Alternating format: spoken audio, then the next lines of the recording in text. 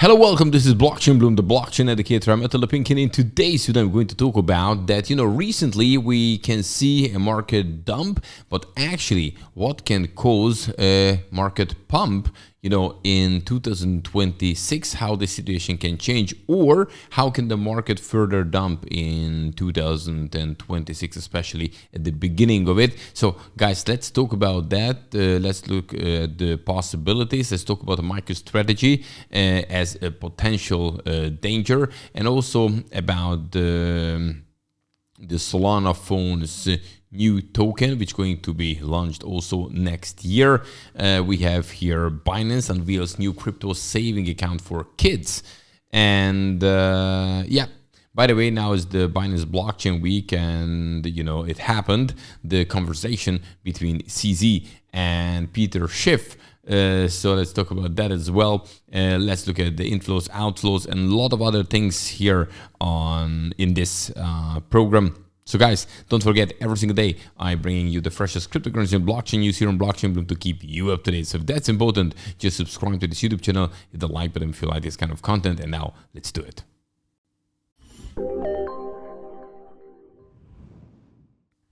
So first, how the price of Bitcoin and some of the top gainers look like. So Bitcoin actually, it's up 0.7% in last 24 hours, 92,574 US dollar. Ethereum up 4.4%, with that 3,171 US dollar. The top gainer in the top 100 is Curve, down, now up almost 8%, and YX up 6%, and BitTensor up 6%. Among the losers, you have Canton down 7%, Flare 3%, Starknet 3%, so no major dump whatsoever. And when we're looking at the Bitcoin candlestick chart, we can see this week, this is the weekly chart, this candle looks actually quite promising so far. But, today is Thursday, so we're going to see how it continues, how the whole week going to close. Are we close under this, level, which could be definitely resistance here at 93,400-ish, or we close above it, and then we might can continue. But sooner or later we can see a relief rally building up, especially because usually this is how it goes. We have the dump, especially when we go under the 50-week moving average. It turns to bearish, but then after you're using a relief rally coming towards back to these levels, about a bit above it or under it, but somewhere around, and then we're going to see the truth. Are we dumping again and going further down, or actually we can go higher, but nobody knows that. So far the bearish scenario is playing out. Okay, but the first thing I would like to talk about, it's definitely we have seen now in a market dump, but actually crypto does have a great future in my opinion. Let's collect a couple of things which can bring back the market maybe, next year.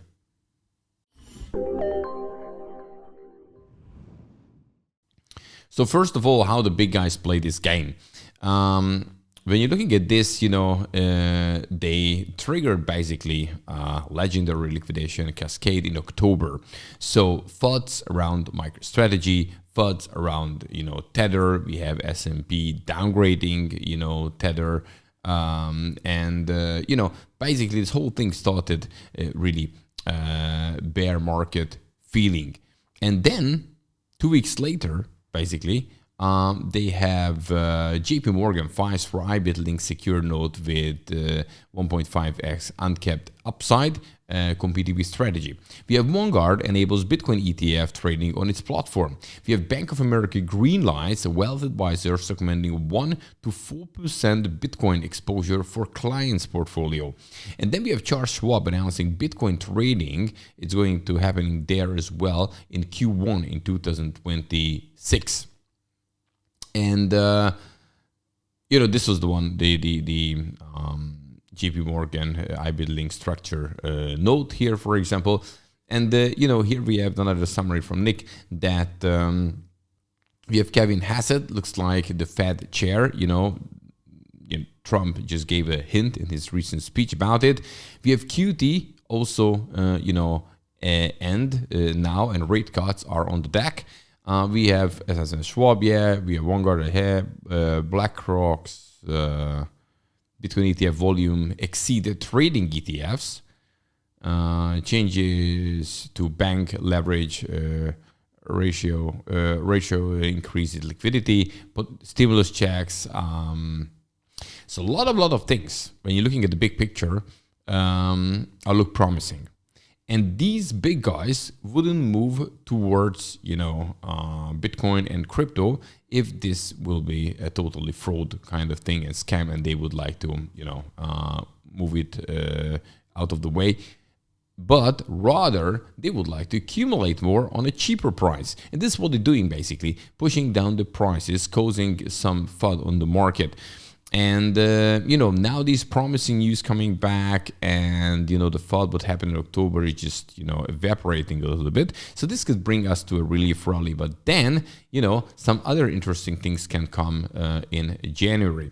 Recently, I also talked about it, that we have JP Morgan says that strategy could face billions in outflows if MSCI and other major indices remove it. So now this decision going to happen on the 15th of January. And if you're talking about it, that different kind of top indices would move MicroStrategy, that could cause problem for the company. Definitely, their stock price going to dump further, which is dumping already for a while.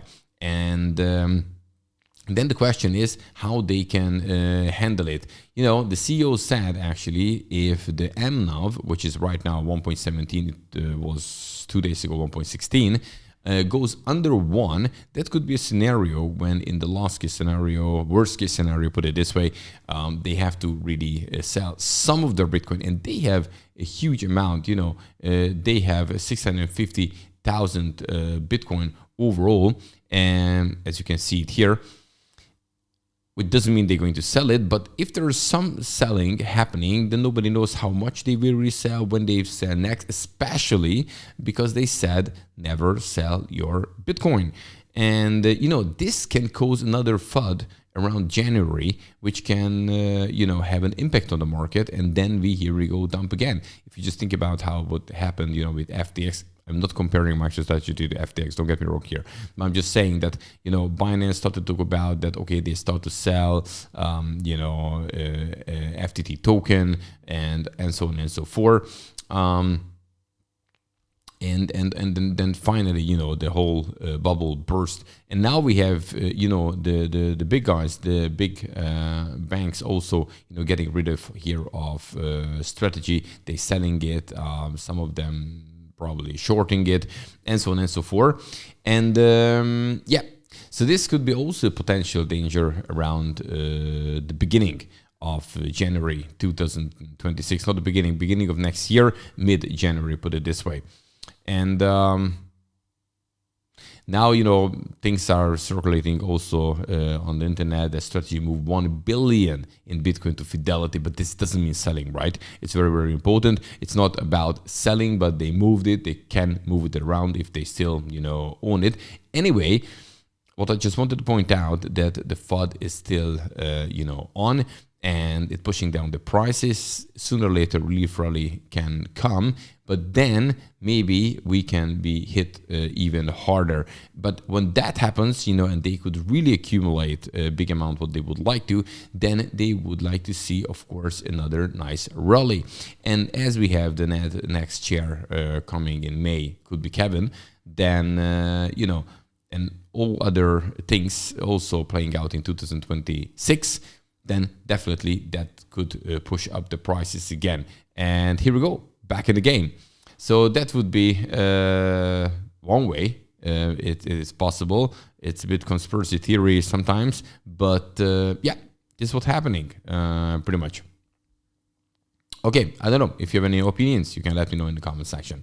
Now let's talk about the new token, which could be launched in January, which is related to Solana Mobile.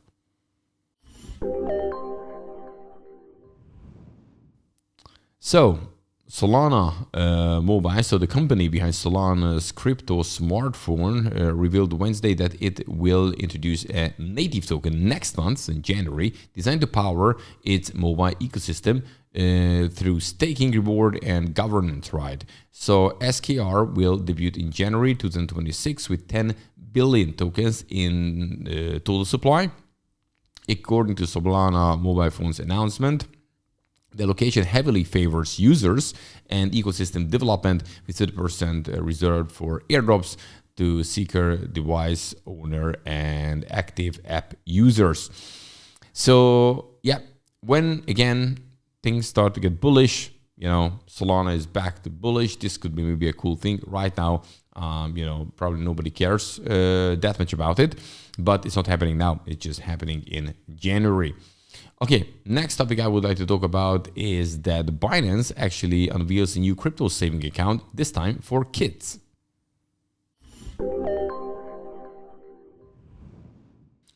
So how you can put your kids in crypto, how they can get involved. For example, Binance opening now up for kids, as they have the new crypto saving account. So Binance has unveiled Binance Junior, a new saving account that let parents invest in crypto on behalf of their children. Available to children aged between 6 and 17, so basically under they get adult. Binance Junior functions as a sub-account of parents' main account, with the exchange with parents having full control of sub-account at all time. Anyway, but still, you know, kind of you can collect crypto for your kids, but on an exchange, you decide what you actually prefer. You can do it and keep it on your hardware wallet and actually give it to your children later on. But anyway, it's just like kind of crypto education for kids. Okay. And talking about Binance, by the way, we have, you know, here, you know, it happening. Peter Schiff talking here to CZ, and CZ is basically this. I'm not going to show you the whole thing, but like showing him, you know, a bar of gold and asking Peter Schiff, so what do you think? Is it like real or not? Anyway, I haven't seen the full video yet, but probably it will be uploaded, so then everybody can watch it. Okay, and finally, let's talk about inflows, outflows, and the possibility for the rate cut, which is coming up soon.